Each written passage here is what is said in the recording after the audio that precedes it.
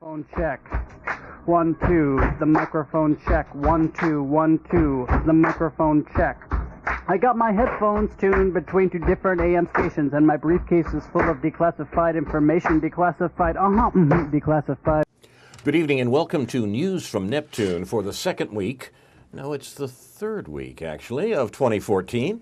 For more than 20 years, this program has been a spontaneous and unrehearsed discussion of the news of the week and its coverage by the media. First on a so-called community radio station, and when censored and locked out of there, welcomed, I'm happy to say, by the good people at Urbana Public Television. I'm Carl Estabrook. My discussants tonight are David Green and David Johnson. Our format is to take turns suggesting stories that have been ignored or misreported, occasionally even innocently, in the mainstream news, and then having our colleagues comment on them. Our program's name, News from Neptune, was chosen to honor Noam Chomsky, who's been talking sense about American politics for more than twice the 20 years we've been on the air. Chomsky has said that in the American media, quote, either you repeat the same conventional doctrines everybody is saying, or else you say something true, and it will sound like it's from Neptune. So we'll try to say something true on News from Neptune tonight. It's January 17th, a day of ambiguous statements, including a press conference by the U.S. Chief Magistrate this morning explaining that NSA business. On this day in 1904, Anton Chekhov's wonderful play, The Cherry Orchard, received its premiere performance in the Moscow Art Theater. On this day in 1961, U.S. President Dwight D. Eisenhower delivered a televised farewell address in which he warned against the, quote, military-industrial complex. On the same day, Congolese Prime Minister Patrice Lumumba, the first democratically elected Prime Minister of the Republic of the Congo after he helped win its independence from Belgium in 1960, was murdered on Eisenhower's orders. You're watching News from Neptune, Things Are Not What They Seem edition. And we remember also in this program Rosa Luxemburg, who was murdered in this week in 1919 by a social democratic government in Germany, who said, and I quote, the most revolutionary thing one can do is always to proclaim loudly what is happening, close quote. So, what's happening, David? We'll start with David Green. What's happening? Yeah, I happened to have run across last evening. I didn't know about the anniversary of the Rosa Luxemburg murder or statement, but I happened to be browsing on the London Review of Books website last night, and I came across an article which I think was from 2010 about Rosa Luxemburg, which is on their left sidebar there by the eminent British writer Jacqueline Rose. Mm-hmm. So that proved to be, that's a good piece of writing there if you want to know a little more about Rosa Luxemburg. I wanted to share a few things about my First, I wanted to share a few things about my viewing habits in the new year and my viewing and reading and listening habits in the new year. Now that I'm off reading the New York Times, I don't subscribe to it anymore, and I've reached my limit of 10 articles per month, and they no longer let me see what they have. Or there's some ways around that, but I don't really care. I've decided I can move on without that. I think the real development, technologically speaking, is that we can get our daily news not in real time by watching programs, obviously, like Amy Goodman on the web, if you don't happen to see it on UPTV at either 7 in the morning or 5 in the afternoon, and also on the web, on YouTube. You can watch something called The Real News, which is really up and coming facility out of Baltimore, which I give a few dollars to every month. And if you like that kind of news, I think you should too. There's a guy there named Paul Jay who's been having some extended interviews with both well-known and not so well-known people. One of the it's a segment called Reality Asserts Itself, in which he does 3 or 4 or even more 15 to 20 minute segments with some of these people. One he did recently with Ralph Nader, and interested me about what Ralph Nader said, I guess it was last month, for pretty obvious reasons related to my political campaign, is that he thinks that there in fact should be insurgent leftist and populist campaigns in Democratic Party House level primaries in this country. He says he thinks that's where the Democratic Party is vulnerable, and obviously that's important to me because last August I decided to run a campaign like that. And so in response to Mr. Nader's proposing that, I have proposed to him that he come visit us during this campaign and support in real time and in real substance the campaign that I'm running for Congress in IL 13. So I will see what his response is to that, and I don't expect anything, but I think it was worth a try. I want to mention a couple of other items from Real TV that you might look at recently. Just in the last couple of days, they posted a short interview with Kevin Zeese, who is pretty well known on the left, seems to be an associate of Dr. Margaret Flowers, who's very much identified with the single payer movement. Kevin Zeese did a short bit about the Trans-Pacific Partnership and Fast Track and the WikiLeaks revelations recently about what's going on behind the scenes with the Trans-Pacific Partnership and Fast Track, and just how devastating, just what the reasons are why this has been kept such a secret from the people in terms not only of its economic impact, but its environmental impact. The other thing I'd like to mention in a couple of these reality asserts itself segments. Paul Jay did a couple of about 20-minute interviews with a guy named Toby Jones, who is an expert on Saudi Arabia and the history of that country and what's up politically and geopolitically with that country. And I found those interviews extremely informative in a very scary way. Saudi Arabia and, besides ourselves, of course, Saudi Arabia and Israel are two of the most scariest countries in the world, and certainly in the Middle East, in terms of the effect that their geopolitical ambitions have on their policy. And I think that in Saudi Arabia's case, I think that has been coming clear for quite some time. But I think that there's sort of a paradigm shift that has to happen in the way people look at Saudi Arabia and their role and our relationship to them.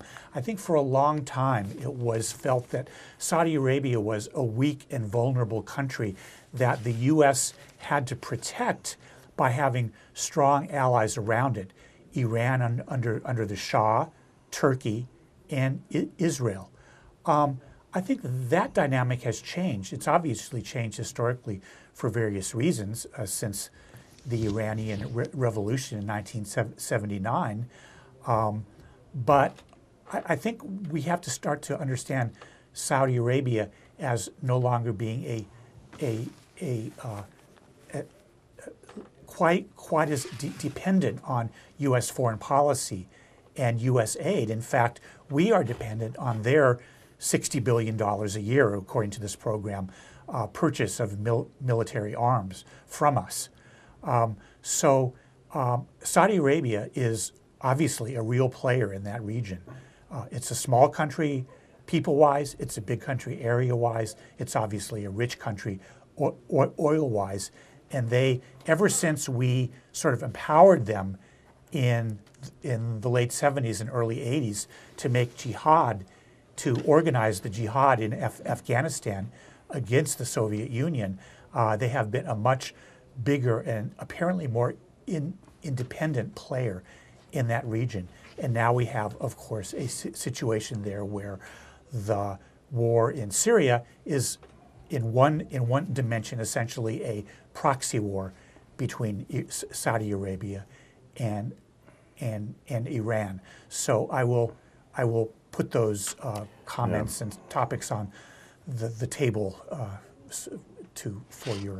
for your responses. David Jensen, a comment on what David Green has brought up here? Well, I think it's some very good points. I mean, in particular with Saudi Arabia, I mean, not just the arms purchases by Saudi Arabia from the United States, the military-industrial complex, but all the Saudi investment in this country. Probably not as much as China in recent years, but nevertheless significant. In fact, I think in one of the Michael Moore films, I believe it might have been Fahrenheit 9/11, where they went to do a little scene in front of the Saudi Arabian embassy in Washington, D.C., which just so happened to be in the Watergate building. And within a matter of minutes of just basically standing across the street and filming and having the embassy in the background, the police showed up and wanted to know what they were doing, even though they didn't try to enter the embassy or whatever. So yes, Saudi Arabia is significant. I mean, there's also a lot of unanswered questions about Saudi Arabia, everything from certain aspects about the 9/11 attacks to more recently with the Syrian rebels obtaining chemical weapons. I mean, so yeah, very interesting. I think there's a problem here, though. I think there's been a tendency that goes back at least as far as the oil shocks of the 1970s, and in some ways goes back further, for U.S. government to say, oh, gee, we're in a box here. We're being jerked around by these foreign countries. I mean, the Israelis have got so many people in Congress, that they're dependent on that we can't really do anything much in the Middle East that violates what the Israelis have in mind. Or the Saudi Arabians, the Saudi Arabian government considered in some sense the same way. Now, it is true that the U.S., the two paws of U.S. Middle East imperialism are Israel and Saudi Arabia. We use both for our purposes. But when we begin to hear things about the fact that, well, the U.S. has to do what it does in the Middle East because it's dependent on Saudi Arabian oil or something like that, what we're hearing is excuses from Washington. Neither Saudi Arabia or Israel, desperate as they may be in their proposals on various occasions, finally do anything without the permission of the U.S. government. And you don't have to go back as far as 1956 to see the reality of that. There is certainly the case, the tendency of both of those governments to do things in, as it were, their own interests, that is to say, the interests of the ruling groups in both countries, that sometimes appears at odds with Washington policy. But I think it's much more common for that Washington policy to say, well, we have to take care of our allies. I mean, for example, in contrast to the constant mythology, the U.S. really isn't dependent on Middle East oil and never has been. I mean, until fairly recently, the U.S. was a net exporter of oil, and thanks in part to fracking, it looks like we may end up as a net exporter of oil again. Now, in the meantime, the bulk of the oil that's actually consumed domestically in the U.S. is imported from the Western Hemisphere, Canada, Venezuela, West Africa. And the Middle East, even Saudi Arabia, actually contributes, if that's quite the word, very little of the oil that the U.S. Consumes domestically. Even during the 70s oil shocks, the U.S. policy was always to put a floor under the price of oil, not a ceiling, because that money that was going to the oil producers of the Middle East was circulating through the New York banks and was part of the American economic control of the world. We're much more concerned about controlling oil flows than we are about securing access to them. Access has never been a problem, in spite of what we're told by American governments. So I'm a little hesitant about this notion of the independence of Saudi Arabia. Sort of like it's sort of the version of the Jews made us do it, when we come to talk about Israel. I exactly understand what you're saying, and I've been a strong debunker of the whole lobby. There are lobbies, of course. The claim that the Israel lobby controls U.S. foreign policy and so forth. But I just, for the sake of argument and for the sake of just sort of looking at it a little differently and seeing what the possibilities are, I mean, this business is serious. Seems to have created a different dynamic in the Middle East. And what we see now is efforts by the U.S. government pragmatic efforts. Even I mean, the one thing that one can support that Obama is doing is that he's pursuing some kind of relatively peaceful option in the what do you call it, the PF5, the talks with Iran that are trying to be scuttled both by Israel lobby pressure and by Saudi pressure, and by our own junior senator, and by our own by Mark Kirk and by other Gulf states and so forth.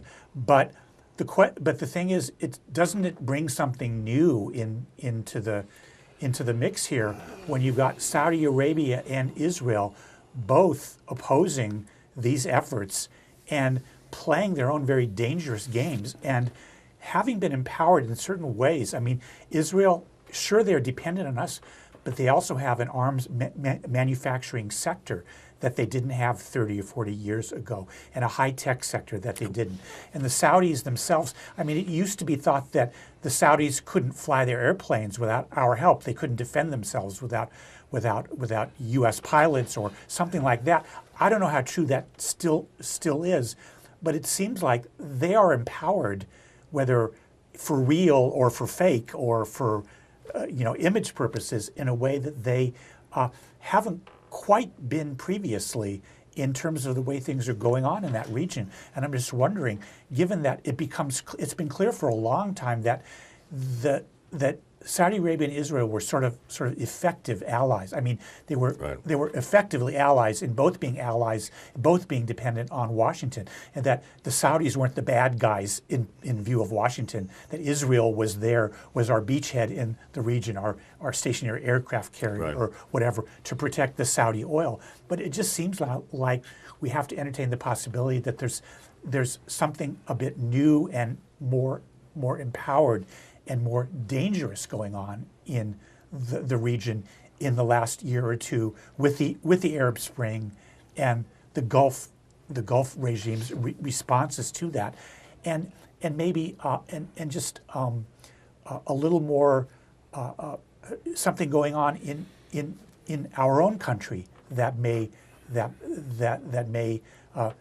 help us to see it for better or worse differently than we have previously. Take on this, David?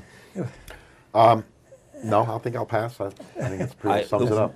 One thing that I think is important, I would prefer to say it, David, not that things have changed so much as that the propaganda cover that Americans have been hearing from their government on all these issues, literally for a generation, that's breaking up a little and has to be neatened up by the government. We have to admit that, yes, indeed, our principal allies in the Middle East are the stationary aircraft carrier and the Saudis, and there is indeed an alliance between Israel and the Saudis, in effect, no formal alliance between the two of them in order to carry on the control of the region that the U.S. has insisted upon. It's been a cornerstone of U.S. policy basically since the Second World War. And the most important point here to recall, I think, is the one you mentioned a moment ago, that jihadism, Islamic terrorism, as we say in the U.S., jihadism is a creation of the United States with the Saudis as our principal element, our principal instrument in creating jihadism. That in the 1970s, in the Carter administration, the U.S., in the most expensive CIA operation in history, at least up to that date, got the most fanatical Islamic militants it could find. There wasn't any jihadism before they did it. They got these people together and sent them into Afghanistan on the Russian border, on the Soviet border, in order to give the Soviets a Vietnam of their own, as the American National Security Advisor said. Now, this was before the Soviet Union invaded Afghanistan, and in order to give the Soviets this problem, and as part of our ongoing control of the Middle East, the U.S. created al-Qaeda and the larger jihadist movement that al-Qaeda came out of. And so when we find the U.S. And Saudi Arabia backing jihadists in Syria now, what we're just seeing is the cover ripped off what's been part of the American policy in the region for more than a generation. generation, even if there have been occasionally embarrassing blowbacks like 9/11, 2001. So in that sense, understanding the real role the U.S. is playing in the region against our propaganda and the real role the Saudis and the Israelis are playing, this is worthwhile, and this is what we should be talking to Americans about, because supposedly this is being done in our name by our government. And so how do you propose that we on the left and on the anti-war movement, how do we understand and frame our support for the peace talks with Syria? I mean, we are apparently supporting Obama against pressure from people like Mark Kirk for doing that. But how do we do that while keeping in mind that Obama's up to no good? In part by calling things by their right name, by explaining why it is the case that the U.S. is doing what it's doing vis-a-vis Iran. I mean, for example, pointing out that all this talk that our President Obama has used since he first ran for office about the danger of mad mullahs with nuclear weapons, that all of this is absolute nonsense, has nothing to do with the real situation, and the real situation has to do with the fact that Iran doesn't follow orders. Iran, which was part of that tripartite, of that tripod that American policy sat on, Iran, Saudi Arabia, and Israel, Iran kicked away that third leg in 1979, and the U.S. has never forgiven them for that. And that's the real reason that the attempt to try to control one of the world's greatest oil producers is the real reason for American policy in the Middle East. Now, there are policy disputes. Is it better simply to bomb Iran the same way they wanted to bomb Syria? Or should the U.S. try to find some other way to reach an agreement with Iran? And for the moment, the government in Washington thinks that they can work out an agreement which will, in fact, help them in the region. The U.S. follows the rule of the 19th century British Prime Minister, no permanent friends, no permanent enemies, only permanent interests. But those interests are consistent. Those interests carry on, even if they lead to policy debates, usually conducted under a cover of lies in Washington about exactly what should be done. And we see that going on right now with the debate in Congress about this Senate Bill 1881, which provides for nothing less than an Israeli attack on Iran. But trying to understand what the real policies the U.S. is following against what it says it's following and whose interests are involved, that seems to me to be the real task. The U.S. wants a control of the Iranian of Iranian oil flows. The U.S. wants to be sure that it has got Iran neutralized as an opponent to American imperialism in the Gulf. And that's, in some sense, what the administration is negotiating for right now. There are unfortunately others who think that that should be defeated for whatever reason, including their own position. That is, I'm thinking specifically of the Israeli and Saudi governments. So there's a real debate going on there. It's just not the debate they say it's going on. I mean, I would just add one thing to this topic. And that is that as was referred to before, the myth of that we need so-called energy independence has really been exploded in the wake of the news now that we are once again a net energy exporter rather than an importer. So where's the independence? So apparently what that implies is that we can choose to not have anything to do with the rest of the world. We can just supply our own needs and figure out the best way of doing that. Control the prices, and so how much we want to dig up and how much we want to sell it for. That's being exposed as a real lie, and it's of course what's being exposed is the fact that we're in the Middle East for other reasons. Exactly.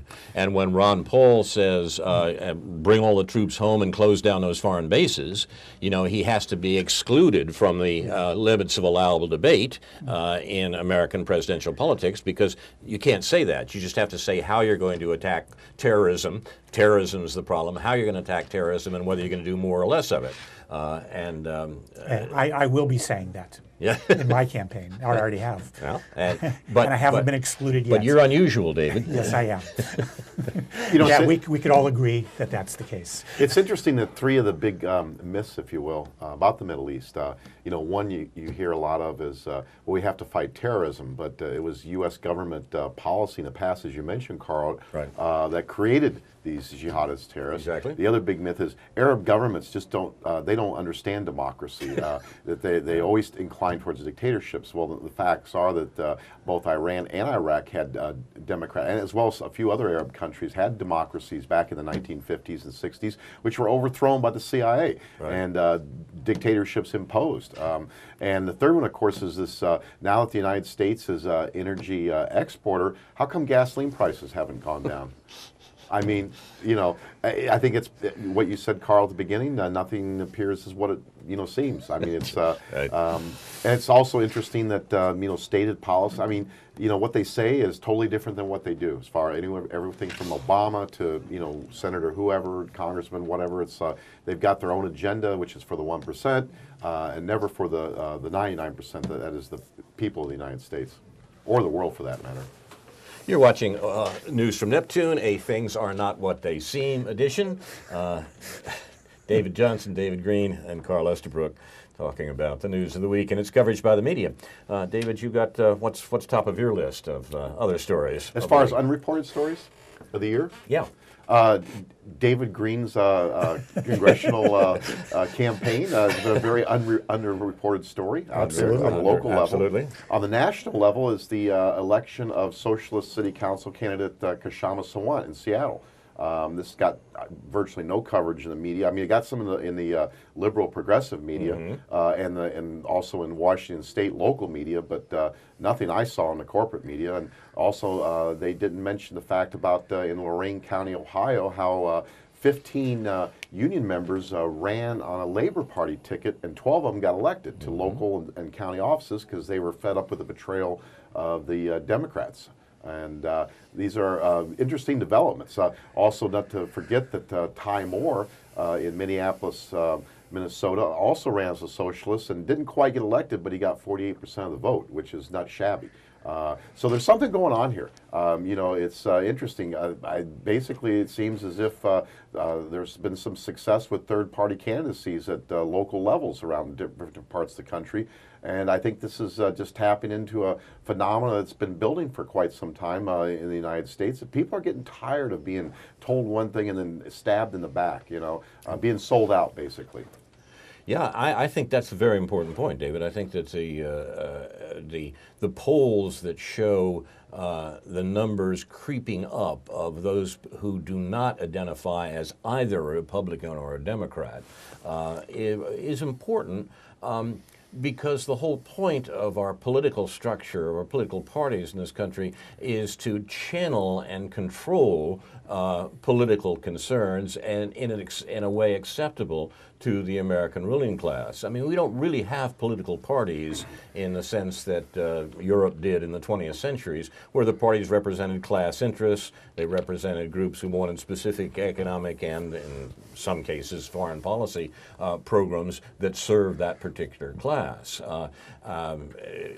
Britain is instructive in this regard, because what we've seen in the last generation is a transformation of parties of that type, parties that really did represent class interests, into parties that look much more like the American form of channeling and controlling what people have to say politically.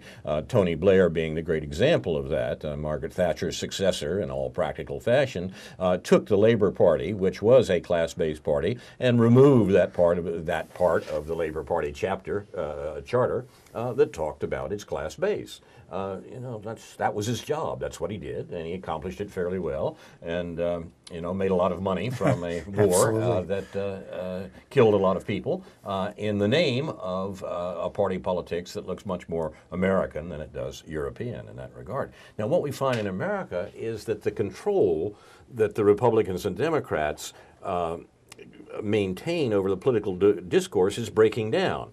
I mean, I think the Ron Paul campaign was an example of its breaking down, perhaps not in the way that we would approve entirely. There's no reason to think that when a system like this breaks down, the ideas that can come out are necessarily to be good ideas. But the danger that Ron Paul represented to the Republicans and Democrats was, to the Republicans particularly, was serious, because he was saying things like bring the troops home, dismantle the foreign bases. And since the Republicans are part of the consensus that's based on the worldwide American military hegemony, they couldn't have this. You had to stop that. And his Ron Paul's son had to be instructed that he'd better move his campaign back into better move his chair back into the sunlight and stop saying these things that are that his father was dining out on. So what we've got is a constrained movement on that side, but that's still there's still enough elements in it, I think, to worry the guardians of the consensus. What we're seeing now in the examples that you mentioned, including the Socialist City Council member in Seattle and other places, is a breakdown of this system, responding to the very real distress of Americans across the country. And they know that in Washington. They know that in the Republican and Democratic parties, and they are pulling out all the stops to try to control it. At the same time, they're going so far as to militarize police forces and arm up the Department of Homeland Security, so that if push really comes to shove in terms of these popular objections to what the government is doing, they'll be ready. This is not fantasy. This is indeed what the government is doing.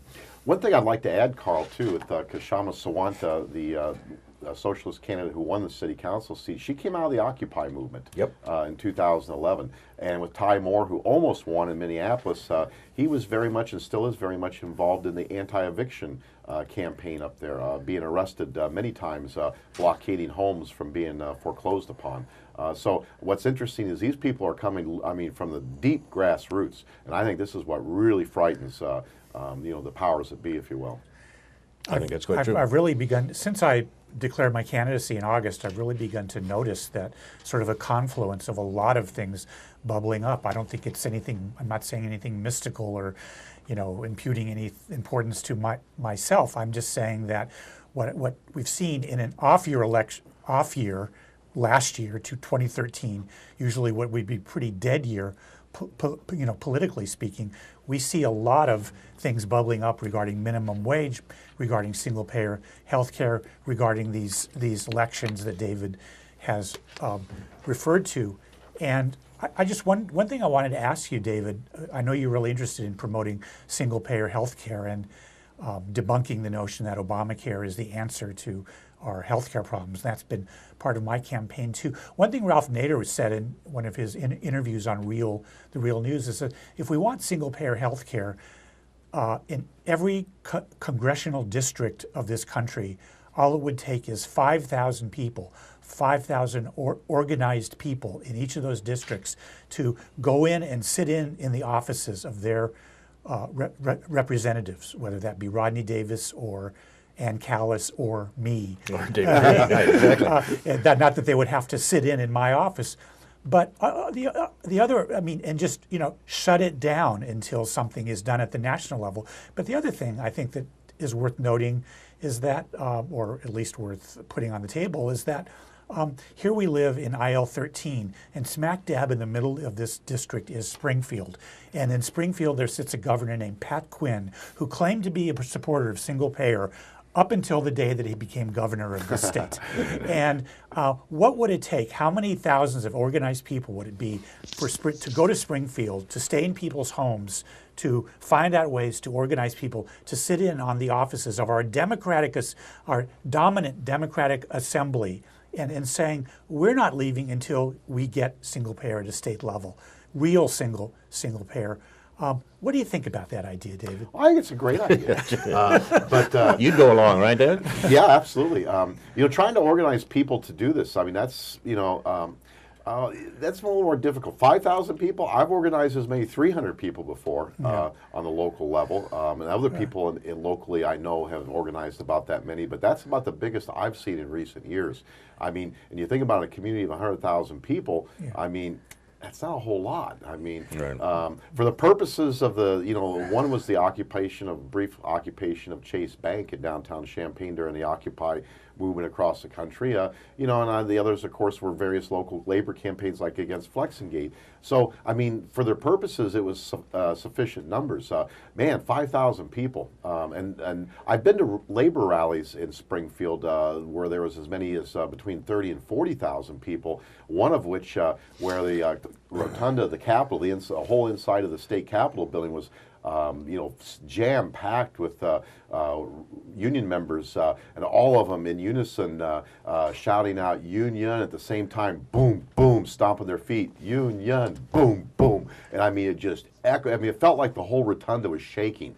And if you've ever been in the state Capitol building, the big balconies, the circular balconies and stuff, it was quite dramatic. And all sorts of Secretary of State police and others were basically brought in and stood in front of the door of the governor's office and the both chambers, the Senate and the House. I mean, this is more of what we need, and I think this is what's going to take to get these politicians to start taking notice, because frankly, they don't care about us because they're not afraid of us. I mean, to put it bluntly. What they're afraid of and what they care about is corporate campaign money. And this is a big part of the problem right now. And it's not limited just to our supposedly elected representatives. I mean, people may be chanting union in the State House, but when we come to look at what the unions are actually doing politically in the country, we notice we have a conservative trades unions movement in this country, and that needs to be talked about. A topic for a whole other show. A topic for a whole other a topic for a couple of shows that you do regularly, but the importance of that is very great. I mean, so long as those unions can be neutralized, the same way political parties can be neutralized and become channels for taking the very real distress of the populace and tamping it down, keeping it comfortable, keeping it non-threatening to the powers that be, you've won the game before the contest has begun. Well, as I said back in 2011 during the nationwide Occupy movement, I said now what we need is an Occupy movement within the unions, organized labor in this country.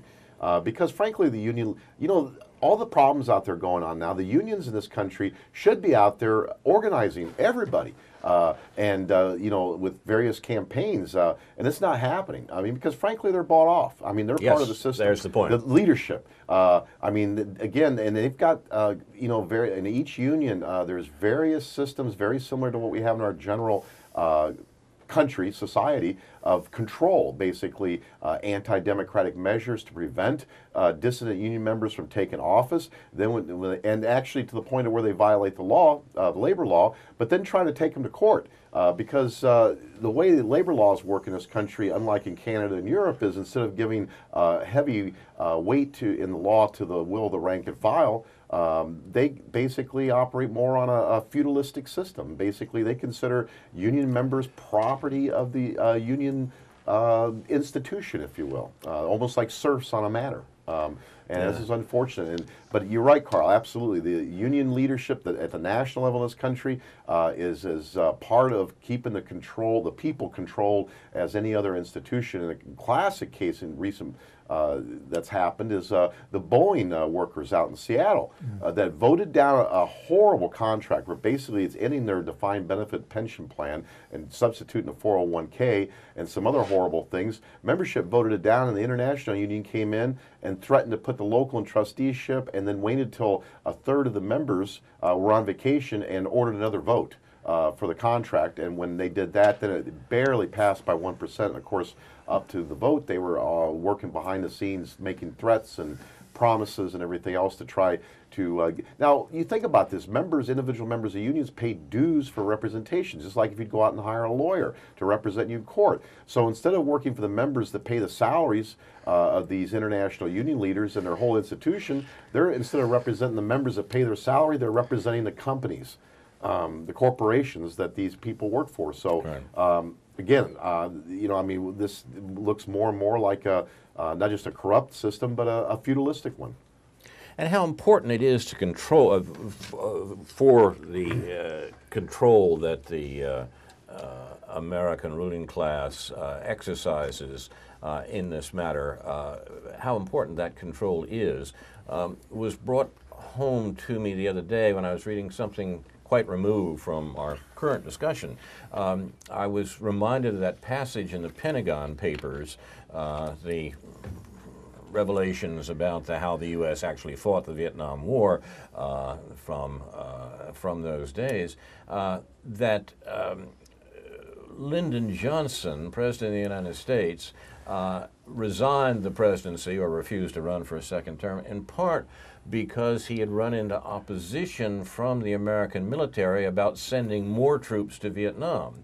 The military said to Johnson, when he proposed more troops to Vietnam in order to bring this war to an end, the same way Barack Obama sent more troops to Afghanistan to bring that war to an end.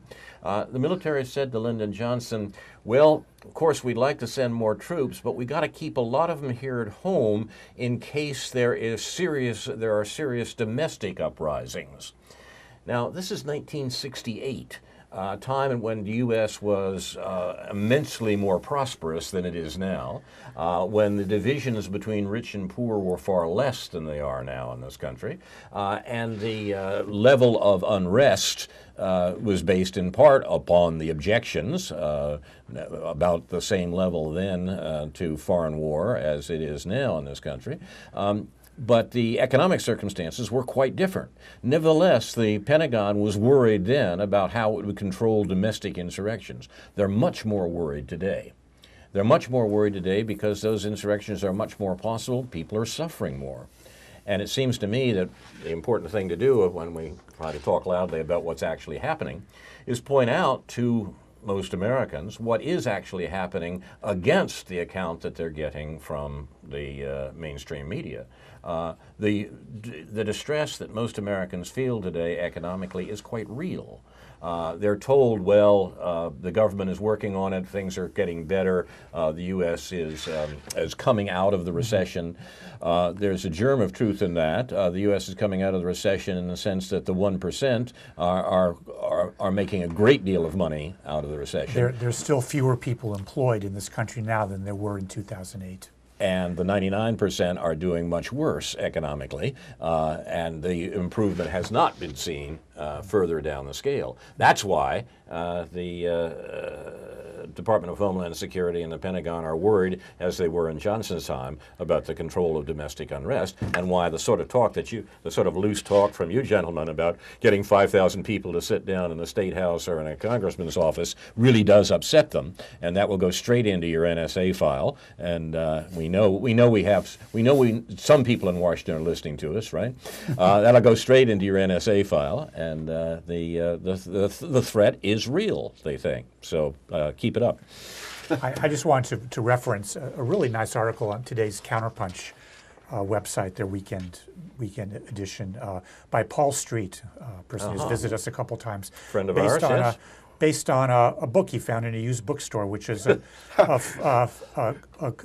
some of Martin Luther King's, a bunch of talks that Martin Luther King actually gave the year before he died in Canada, because he was apparently asked to give a series of radio talks. And as you can imagine, the substance of these lectures or talks were given the last year of King's life and his disillusionment with the progress that the civil rights movement had made up to that point in concrete terms, in economic terms. There's a lot of interesting things that Paul Street reveals in this article. To mention the realm of full disclosure, we should point out that the editors of the Counterpunch website, and now the Counterpunch magazine as it is, are friends to this ground.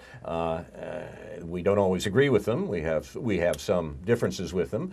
The site was founded by our late friend Alexander Coburn, and Jeffrey Sinclair, the editor right now, is a longtime friend of News from Neptune. But they continue to publish, it seems to me, the most extensive collection of politically astute observations about American politics of anything on the web or anything in print. I would mention particularly Alan Nasser's column in Counterpunch a week ago with the title How FDR Did Not Solve the Depression and How Obama Will Not Solve This One. Title is not quite right, but if you look for it under Alan Nasser's name, you'll see the column that I have in mind. And he points out in great detail and drawing on letters of John Maynard Keynes to Roosevelt during the Depression, he points out that the New Deal never really made a commitment to doing the one thing that solving the Depression required, that is employment. A full employment, something like the WPA was eventually, but done without the constraints that big business and, I have to admit, big labor put on the WPA. That was what was necessary, and the failure to do that resulted in the Second Depression, as it was called, in 1937. The history is illustrative because it goes on to point out why the present administration is not doing the sorts of things that would restore prosperity for a majority of Americans. I mean, we think that on the face of it, of course, the Obama administration wants to overcome the effects of the recession, bring prosperity back to Americans. Of course they do. The question is how to do it. No, that's not the issue. They don't want to. And this article explains why they don't want to and why they are not doing the things that, in fact, would produce the employment that the ending of the recession requires. So we recommend Counterpunch to you very much. It also implicitly explains why I'm running for Congress. And all the more reason it should be brought to the fore, and that the discussion should go on. But I would mention that Roosevelt. Not to defend Roosevelt, I mean, he's a complicated figure, and the New Deal is a complicated thing. But just in terms of words, the second Bill of Rights that he proposed in his, I guess it was in his last inaugural address in 1945, really outlined the kind of rights that we ought to have, the kind of substantive rights that we ought to have, and we ought to work for in the wealthy country that we are. And you've said in your campaign, David, and I think quite correctly, that what you're interested in is a New Deal. Absolutely. That is a New Deal that accomplishes those things that the first New Deal did, like the WPA that provided jobs, and does it better, does it right, ongoing exactly, way, right. Semi-permanently. Precisely. Yes. Closing comments, gentlemen?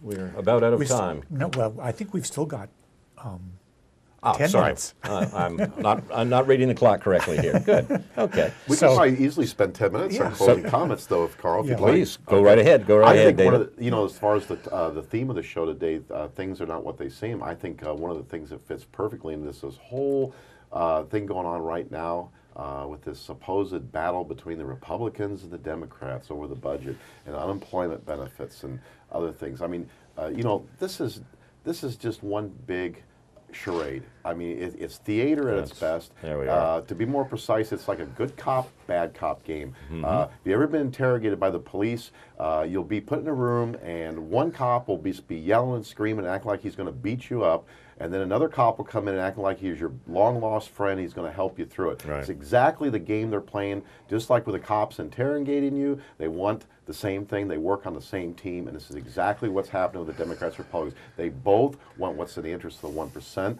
They want to push our standard of living down to third world levels so that we'll fight over $5 an hour jobs, where we'll have no Social Security. Health care, we'll have to buy the health care through the Obamacare exchanges, which is not any kind of solution to our health care crisis. It's just a further privatization of health care, and on top of that, trying to force people to buy the product through the threat of a fine.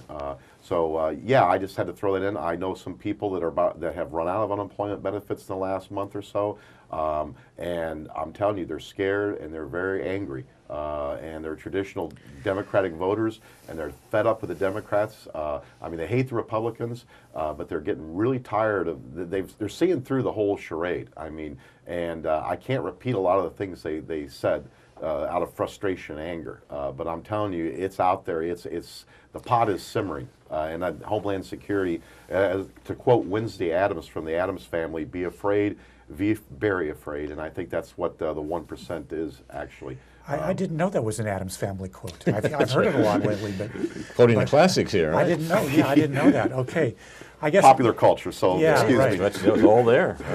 Yeah. Well, that really takes me back. But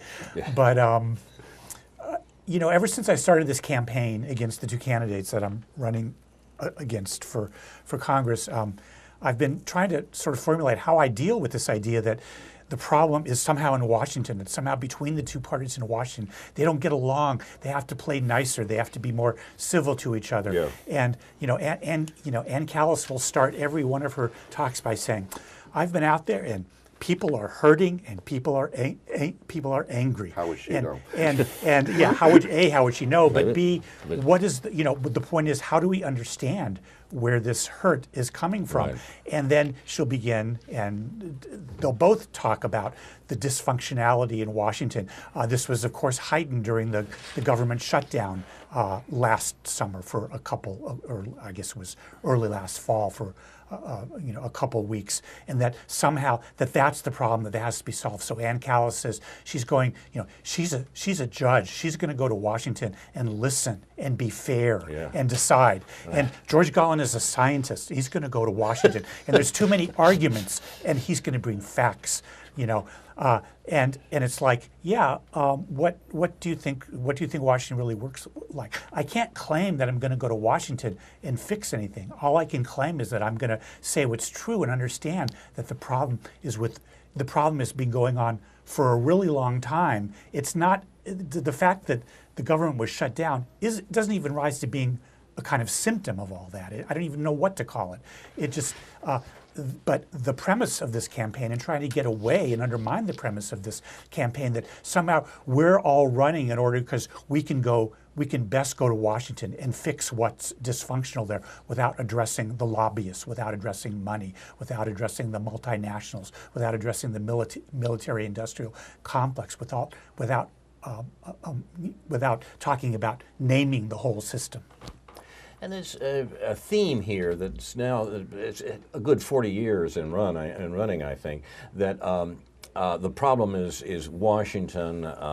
We have to get government off our back and so forth. The sorts of thing that goes back at least to the Reagan campaign, and before that. And what that really testifies to is the extent to which this is a business-run society, and the business is not running the society in our interests. It is running it against our interests.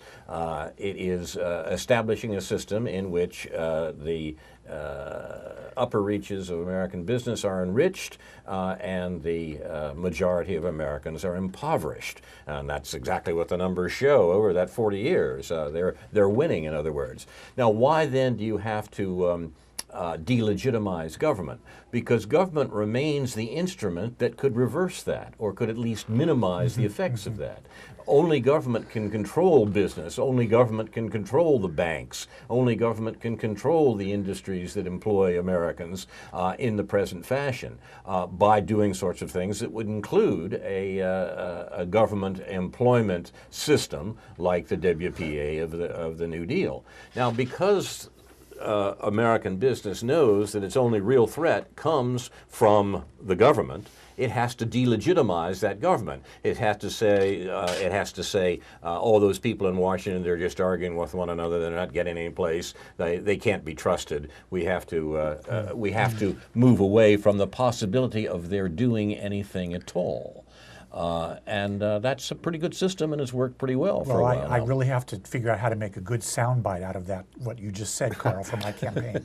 Because it's really getting out what it is. It's so hard to get through all this obfuscation about, small amounts of just tiny portions of the federal budget, whether it's unemployment or food stamps, and get people to look at the big picture and see what the federal budget is really being used for and who's paying taxes. We need what we had, as David was suggesting earlier, we need what we had during the Great Depression of the 1930s. That is, Americans demanding jobs, Americans demanding support, Americans demanding Social Security, the sorts of things that people need to live. And that it was not up to American business to decide whether you can eat, whether you can have fresh water, whether you can have a place to live. Those things are rights that we demand from the society, and if the society will not give it to us, the government is there to make sure that they do. That was the contradiction in the New Deal and the way that we've had to play that down for generations, whereby we're told that, oh no, it's a right to get out there and compete, you see. It's not a right to eat. Well, in fact, it is a right to eat, and it's a right to live. And this is the sort of thing we have to Compete and eat. That's the ticket. Compete and eat. You know, it's interesting, Carl, how you said it, and I agree totally, how they, you know, the 1% has to delegitimize government in the minds of most average people. Yet at the same time, they control that very government, and more are siphoning off more and more of our tax money for their own private gain. Everything from corporate subsidies, corporate welfare, and just things like charter schools, where the public dollars are supposed to go for public schools are being diverted to private run schools that make profits, and the list goes on. Privatized health care, they want to privatize everything except the police and military, of course. Those are the only two things. And actually, they've done that. Yeah, they do that You too. think about it with Blackwater and these other... you know, that's another thing. 3 words I really think are inaccurate. When you call the instead of mainstream media, it should be corporate media. When they talk about reforms, that shouldn't be reforms, it should be austerity. And of course, you know, it's the terminology is, you know, a lot of people think it's unimportant, but it's, you know, it's very, very important. And, you know, let's face it, we're under a constant 24/7 propaganda campaign. We have some of the slickest media in the world. I mean, as far as special effects and how, you know, the production and everything, but yet the least informative, the most superficial. You've been watching News from Neptune for the 3rd week of 2014, a Things Are Not What They Seem edition. If our program has interested you, you might want to look for similar programs here on Urbana Public Television, now not only on cable, but streaming online at urbanapublictelevision.org. I'm Carl Estabrook. My discussers tonight have been David Green and David Johnson. I can be reached at carl@newsfromneptune.com and on Facebook. I'm happy to receive your comments. Our thanks to UPTV, especially Jake, Jason, and Caleb. Inshallah, we'll be back next week with a new edition of News from Neptune to remind you, in the words of Edward de Vere, what's past is prologue, what to come in yours and my discharge. In the meantime, confusion to our enemies, and a good night to you.